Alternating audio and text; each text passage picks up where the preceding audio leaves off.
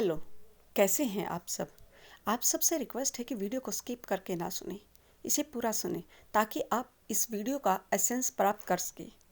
आज मैं आपसे rich dad poor dad book के चैप्टर 7 कि कैसे आप अपने बाधाओं को पार करें के पार्ट नंबर 2 पर बात करूंगी।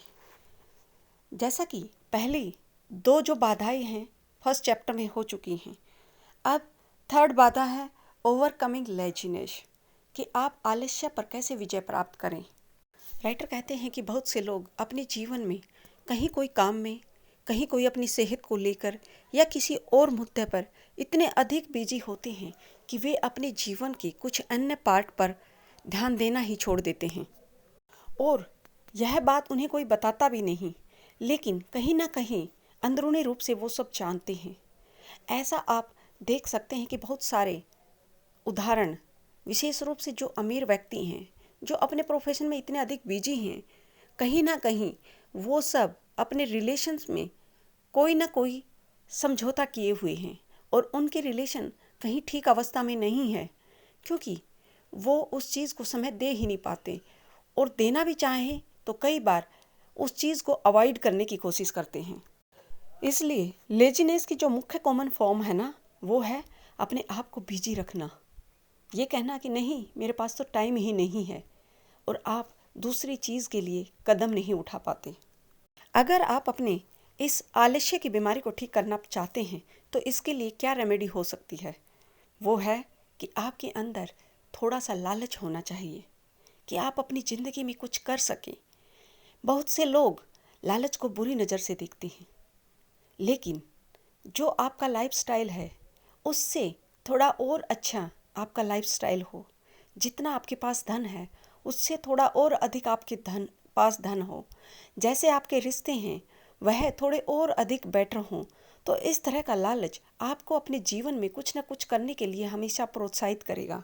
जब आपके अंदर लालच होगा तो आप कुछ अच्छी चीज़ों को, नई और एक्साइटिंग चीज़ों को करना चाहेंगे। वहीं राइटर कहते हैं कि कुछ लोग अपने इस इमोशन को कंट्रोल करने के लिए इसके लिए अलग अलग तरह के वर्ड्स यूज़ करते हैं। कई इसे गलत तरीके से देखते हैं कि लालच होना एक बुरी बात है और इसके प्रति गिल्टी की भावना भी क्रिएट करते हैं। राइटर खुद अपनी मदर का भी एग्जाम्पल देते हैं कि वो हमेशा कहती थी कि अपने भाई के बारे में सोचो, बहन भाई के बारे में। उनके पिता कहते थे कि अरे तुम तो वही चाहते हो कि मैं वो करूं जो तुम्हारी इच्छा हो। हम अमीर आदमी नहीं हैं, हमारे कोई पेड़ पर पैसे नहीं उगते हैं कि जो तुम कहो हम वही करें। और सबसे बड़ी जो रिवर्स गिल्ट ट्रिप है ना, वो है कि हम लोगों ने तो अपना जीवन तुम लोगों के लिए ख़त्म कर दिया, तुम लोगों की इच्छाएं पूरी करने के लिए कर दिया। कि माता पिता अक्सर कहते हैं कि हमने आप सबको वो सब देने की कोशिश की है जो हमें हमारे बचपन में नहीं मिला। यहाँ राइटर एक व्यक्ति का उदाहरण देते हैं जिन्हें जो पत्थर तोड़ने का काम करते थे, लेकिन उनकी गाड़ी कभी भी उनके गैराज में नहीं खड़ी होती थी क्योंकि उनका गैराज उनके बच्चों के खिलौने से भरा हुआ था।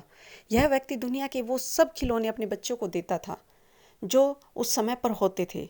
इनका मानना था कि इन्होंने अपने बचपन में जो कमियां देखी हैं, ये नहीं चाहते कि इनके बच्चे भी उन कमियों से जूझें, और इस तरह के महान गिल्ट माँ बाप पैदा करते हैं कि हमने तुम्हारे लिए कितना कुछ किया। वही राइटर कहते हैं कि इनके रिच डैड जो हैं वो एक वर्ड से बड़ी नफरत करते थे कि आई कांट अफोर्ड इट। उनके अनुसार यह झूठ है। इससे आप अपनी कैपेसिटी पर एक तरह का क्वेश्चन उठा रहे हैं। आपकी आत्मा बड़ी पावरफुल है, इसे सब पता है कि कोई चीज़ कैसे करनी है, लेकिन आपका जो ये लेजी माइंड है ना, ये इसे करने से रोकता है। जैसे फॉर एग्जाम्पल आपको जिम जाना है, आपकी आत्मा, अंतरात्मा कहती है कि नहीं उठ, आज जिम जाना है, लेकिन उसी समय आपका ये लेजी माइंड आपके सामने ट्रिक फेंकेगा, अरे नहीं इतनी जल्दी उठ के क्या करेगा, तू तो थका हुआ है, दिन भर काम किया था, इतना मोटा नहीं है, आज नहीं कल करेंगे, पता नहीं कितने तरह की ट्रिक आपके सामने फेंकेगा। रिच डैड के अनुसार जो शब्द है कि आई कांट अफोर्ड इट, यह एक तरह से आपके ब्रेन को शट कर देता है। वहीं अगर आप कहो कि how can I afford it, तो यह आपके लिए और अधिक पॉसिबिलिटी और अधिक सपनों के दरवाजे खोलता है। इसलिए रिच डैड माइक और राइटर को एक ही चीज़ सिखाते थे कि वे कैसे किसी चीज़ को अफोर्ड करें, बजाय इसके कि गोल कैसे प्राप्त किया, इन्हें वो गोल को प्राप्त करने का पूरा प्रोसेस बताते थे कि ये गोल आपको कैसे प्राप्त करना है, ना कि गोल प्राप्त करके इनको देते थे। नेक्स्ट है ओवरकमिंग बैड हैबिट। बुरी आदतों से कैसे छुटकारा पाए, उन पर कैसे विजय प्राप्त करें। हमारा जो जीवन है, हमारी शिक्षा की बजाय जो हमारी आदतें हैं उन्हीं का रिफ्लेक्शन है, और यही हमारी जो हैबिट होती है हमारे बिहेव को कंट्रोल करती हैं। राइटर रिच डैड से अमीरों की आदतों के बारे में पूछते हैं, तो रिच डैड कहते हैं, यानी पूछते हैं राइटर से कि तुम्हारे पापा बिल को कब पे करते हैं, तो कहते हैं कि अक्सर मंथ के पहले ही दिनों में। क्या उनके ऊपर कुछ बचता है? वो कहते हैं कि अंत में बहुत थोड़ा, और कई बार तो कुछ भी नहीं बचता उनकी कमाई से। रिच डैड कहते हैं कि यही मुख्य कारण है कि तुम्हारे पापा वित्तीय रूप से इतना संघर्ष करते हैं, जबकि अमीर व्यक्ति नहीं। उनके अंदर एक बुरी आदत है, वो है कि वो सबसे पहले दूसरों को पे करते हैं, स्वयं को नहीं। और दूसरों को पे करते हुए अक्सर अंत में उनके पास उनके लिए कुछ बचता ही नहीं, जबकि रिच डैड हमेशा सबसे पहले स्वयं को पे करता है और अपने बिल वगैरह सेकेंडरी नंबर पर रखता है। तो राइटर कहते हैं कि क्या आप इसे गवर्नमेंट के टैक्स वगैरह देते ही नहीं? तो रिच डैड कहते हैं नहीं, ऐसा नहीं है, मैं उन सबको भी देता हूँ, लेकिन सबसे पहले अपने लिए एक हिस्सा अपनी कमाई का रखता हूँ, जिसे मैं अपने निवेश के जो कंपोनेंट है उसमें जमा करता हूँ। वहीं जब मुझे ये लगता है कि मेरा जो एक्स्ट्रा खर्चा है, बिल हैं, टैक्स वगैरह हैं, वो पूरे नहीं हो पा रहे हैं, तो उसके लिए मैं और अधिक मेहनत करता हूँ, और जॉब करता हूँ या अपनी कंपनी को और अधिक बढ़ाता हूँ, ताकि मैं और ज़्यादा पैसे जनरेट कर सकूँ। क्योंकि अगर आपने अपने आप को लास्ट में रखा और आपके पास थोड़ी मात्रा में या ना भी बचा, तो कहीं ना कहीं आप स्वयं से सेक्रीफाइस कर लेते हैं, और यही कारण है कि आप जीवन भर एक औसत जीवन जीते हैं। और जब मैं वित्तीय रूप सबसे पहले स्वयं को पे करता हूँ, तो मैं स्वयं को वित्तीय रूप से और दिमागी रूप से एक तरह से सफल महसूस करता हूँ, सुरक्षित महसूस करता हूँ। राइटर को रिच डैड की ये बातें अच्छी लगी, और वो अपने जीवन में इसी रूल को फॉलो करते हैं, जिससे वे वित्तीय रूप से और मेंटली स्तर पर भी काफ़ी अपने आप को मजबूत महसूस करते हैं।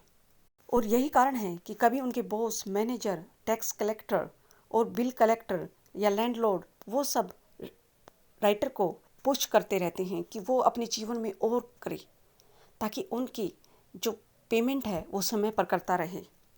नेक्स्ट है ओवरकमिंग एरोगेंस, कि आप अपने घमंड या रूढ़ व्यवहार से कैसे पार पाएं। राइटर कहते हैं कि जो मैं जानता हूँ उससे मैं पैसे कमा रहा हूँ, लेकिन जो मैं नहीं जानता उससे मैं पैसे कमा नहीं रहा, यानी कि उससे कुछ अपने लिए प्रॉफिट नहीं कमा रहा। और हर टाइम इसके पीछे एक ही कारण है, उनका अपना घमंड, जिसके कारण वो अपने पैसों का नुकसान कर रहे हैं, क्योंकि उनका मानना था कि जो वो नहीं जानते वो उनके लिए इतना इम्पोर्टेंट नहीं है। और यही कारण है कि अक्सर अधिकतर लोग अपने इसी घमंड के कारण अपनी जो नासमझ है, अपनी जो कमजोरी है, उसको छुपाने की कोशिश करते हैं। हम सबको किसी न किसी चीज़ में नासमझी होती है। जरूरी नहीं हम हर चीज़ को जानते हों, लेकिन इसका अर्थ यह भी नहीं है कि हम अपने घमंड के अधीन इतने हो जाएं कि उस चीज़ को जानते हुए भी सही से ना पहचानें। अगर ऐसी कोई कमजोरी है तो उसके लिए आप उससे संबंधित कोर्स कर सकते हैं, किसी किताब को पढ़कर ज्ञान प्राप्त कर सकते हैं, या संबंधित फील्ड के व्यक्ति से उसकी नॉलेज ली जा सकती है, ताकि आप अपनी कमजोरी पर विजय प्राप्त कर सकें। आई होप राइटर की ये बातें आपको पसंद आई होंगी, and thanks for listening to me.